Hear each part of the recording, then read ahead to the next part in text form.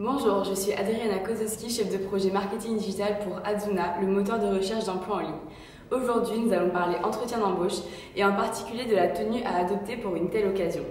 Pourquoi c'est important? Parce qu'avoir une tenue soignée, ça fait tout de suite une bonne impression. Et ce que je veux vraiment vous montrer dans cette vidéo, c'est qu'il n'y a pas de tenue type, car tout dépend du contexte. En fait, je pense que le meilleur conseil, c'est posez-vous les bonnes questions et adaptez-vous à la situation.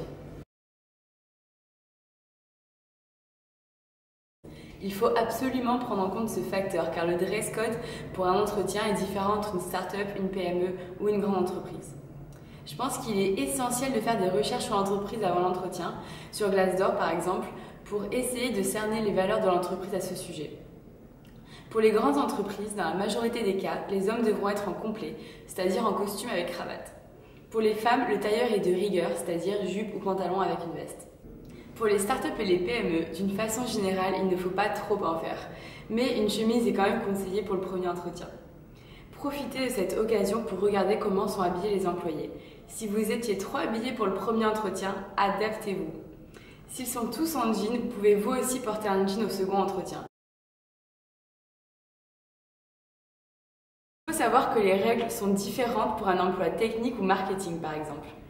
Pour les emplois techniques, les critères physiques ne sont pas déterminants pour le poste, car il n'y a pas de relation directe avec les clients. Les attentes vestimentaires sont donc plus cool. Pour les emplois en marketing par exemple, les attentes vestimentaires sont plus élevées, car ce sont des jobs liés à l'image de la marque.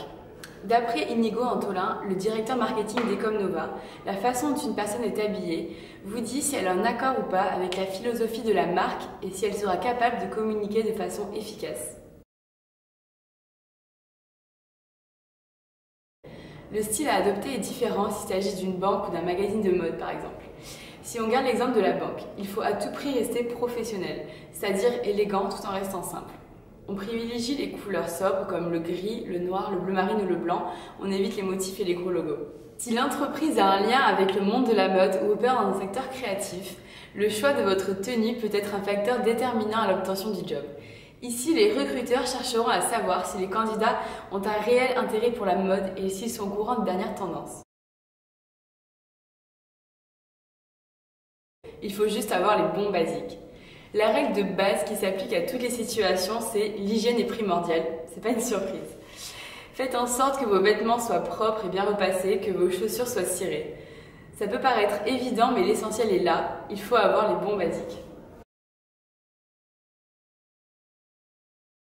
Finalement, les employeurs cherchent des candidats qualifiés qui conviennent au poste.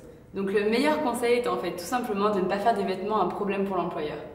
Merci d'avoir regardé cette vidéo, j'espère vous avoir aidé et que vous trouverez la tenue idéale qui correspond à l'entreprise que vous voulez intégrer. Mais surtout, il faut que vous soyez à l'aise dans votre tenue et qu'elle vous donne confiance en vous. Rendez-vous sur le blog d'adzuna.fr pour d'autres conseils sur le monde de l'emploi. Merci!